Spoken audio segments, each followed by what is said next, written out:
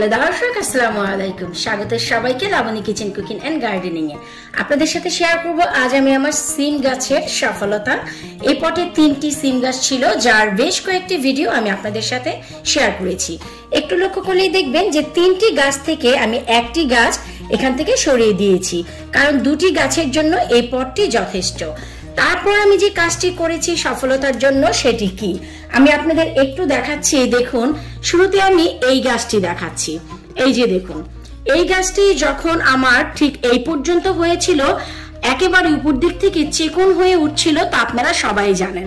তখন আমি ঠিক এই যে মাথাটি আমি একটু দেখাচ্ছি, দেখুন এই যে মাথাটি আমি কেটে দিয়েছিলাম। তার মানে আমি অনেক আগেই 1G কাটিং করে দিয়েছি, কারণ এখান থেকে অনেক চিকন হয়ে উপরের দিকে উঠছিল। তো এই যে যখন এখানে কেটে দিয়েছি, দেখুন এই যে নতুন ডালটি উঠেছে, এই ডালটি হচ্ছে সেকেন্ড জেনারেশন।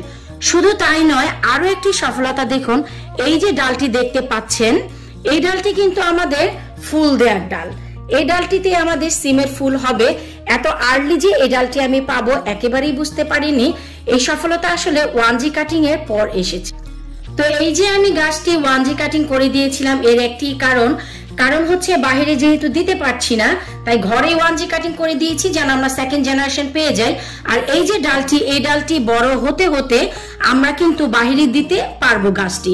আর এই যে গাছটি বড় হচ্ছে, এখান থেকে আমরা আর মাথাটি কাটবো না। এই যে দেখুন নতুন নতুন আরো অনেক ডগা ছাড়ছে এই ডগা থেকে, এবং এই যে ডগা, এই ডগার মাথাটি আমরা যখন কাটবো তখন সেটি হয়ে যাবে আমাদের সেকেন্ড জেনারেশনের কাটিং।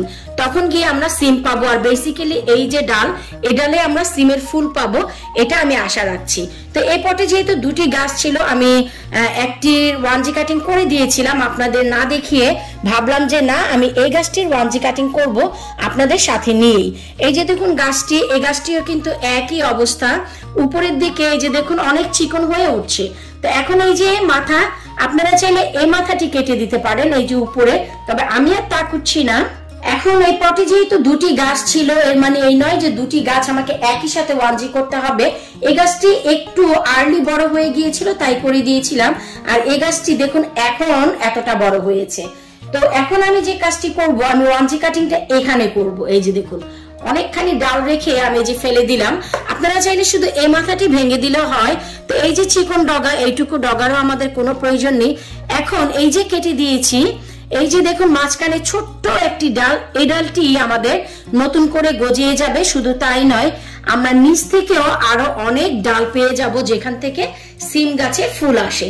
আর মোস্ট ইম্পর্টেন্ট এখন যে যত্ন, এই যে নিচের পাতাটি আমি কেটে দিচ্ছি, এই পাতাটি আপনাদের একটু বুঝে বুঝে কাটতে হবে, কারণ নিচের পাতার আমাদের তেমন দরকার হয় না। আর এতদিন কোনো খাদ্যশস্য দেওয়া হয়নি, শুধু কম্পোস্টের উপর আমার এই গাছটি বড় হয়েছে। হালকা পাতলা ঘরোয়া খাবার দিতে হবে, কারণ এখন হচ্ছে গাছের বৃদ্ধির প্রয়োজন এবং কিছুটা ফুল আসার জন্য এবং ফুল টিকিয়ে রাখার জন্য আমাদের ফসফরাসের প্রয়োজন। আর যার একটি ভালো মানের সার আমার চ্যানেলে আছে, আমি যার ভিডিও লিঙ্কটি এই ভিডিওর নিচে দিয়ে দিব, আপনারা দেখতে পাবেন। আমি সেই সারটি আমার এই গাছে অ্যাপ্লাই করব আগামীকাল, কারণ আজ যেহেতু আমি 1G কাটিং করেছি, আজ আমি কোনো খাদ্য দিচ্ছি না, খাদ্য দিব হচ্ছে আমি আগামীকাল। আর পানির কোনো প্রয়োজন নেই, পানি আমি দিয়েছি 2 দিন আগে, এখনো পর্যন্ত মাটি স্টিল ডাম্প আছে, তো পানিরও প্রয়োজন নেই, শুধু কিছুটা খাদ্যের প্রয়োজন, যা আগামীকাল করব। তো এখন আশা করি আপনারা বুঝতেই পেরেছেন যে 1G কাটিং আমরা কেন করব, যখন দেখা যায় ঘরে জায়গা কম, অনেক বড় হওয়ার নেই। এই যে দেখুন আমি এখানে 1G কাটিং করে দেওয়ার পর গাছটি কিন্তু আর বড় হয়নি। এই যে মোটা হয়ে দারুণ আরো একটি ডগা ছেড়েছে এবং ফুল দেওয়ার জন্য আরো একটি ডগা এসেছে। মানে আমরা এখান থেকে গাছের বৃদ্ধি কমিয়ে অন্য দিক থেকে আমরা ডগা পাতা বের করার চেষ্টা করছি। ঠিক এমনই আমরা এই গাছটিও অনেক বড় হতে দিচ্ছি না। যখন অন্য আরেকটি ডাল ছাড়বে, সেই ডালগুলো আমার এই লাঠিগুলো কভার করবে, এই জন্যই কিন্তু প্রিপারেশন নেওয়া। তো যারা সিমের চাষ করছেন ঘরে, আশা করব এই ভিডিওটি আপনাদের অনেক উপকারে আসবে, যে সামারে অল্প জায়গায় আপনারা কিভাবে সিমের চাষ করবেন ঘরে, এবং যতদিন বাহিরে না দেন ততদিন কিভাবে ঘরে যত্ন করবেন। আশা করছি ভিডিওটি আপনাদের উপকারে আসবে। বিদায় নিচ্ছি আজকের মতো, আল্লাহ হাফিজ। আরও একটি কথা, আমার লাভলি ভিউয়ার্সরা অনেকেই আমাকে কমেন্ট করে যে তাদের গাছের এই অবস্থা বা তাদের গার্ডেনের এই অবস্থা কি করণীয়, কি করা যায়, কি করলে গাছটি বেঁচে যাবে এবং কিভাবে যত্ন নিতে হবে, মরে যাচ্ছে, গাছের পাতা হলুদ হয়ে যাচ্ছে। তো আমি সেই সব লাভলি ভিউয়ার্সদের বলবো যে আপনারা যারা আমাকে কমেন্ট করেন, প্লিজ আপনারা একটি জিনিস মাথায় রেখে আমাকে কমেন্ট করবেন যে আপনারা কে কোন দেশ থেকে কমেন্ট করছেন, সেই দেশের নাম উল্লেখ করে দিবেন এবং যখনই আপনারা কমেন্ট করেন তখনকার যে ওয়েদার তাও আমাকে জানাবেন।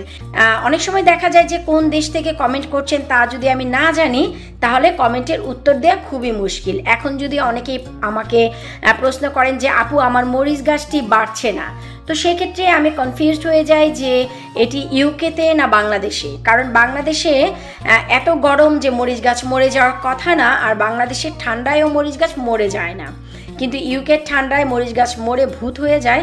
তাই আমার জন্য জানাটি প্রয়োজন যে আপনারা কোথা থেকে কমেন্ট করছেন। প্লিজ জিনিসটি মাথায় রেখে আমাকে কমেন্ট করবেন যে আপু আমরা এখান থেকে কমেন্ট করছি আর আমাদের দেশের তাপমাত্রা বর্তমানে এই অবস্থা। আশা করব ভালো লাগবে আমার সাজেশনটি আপনাদের।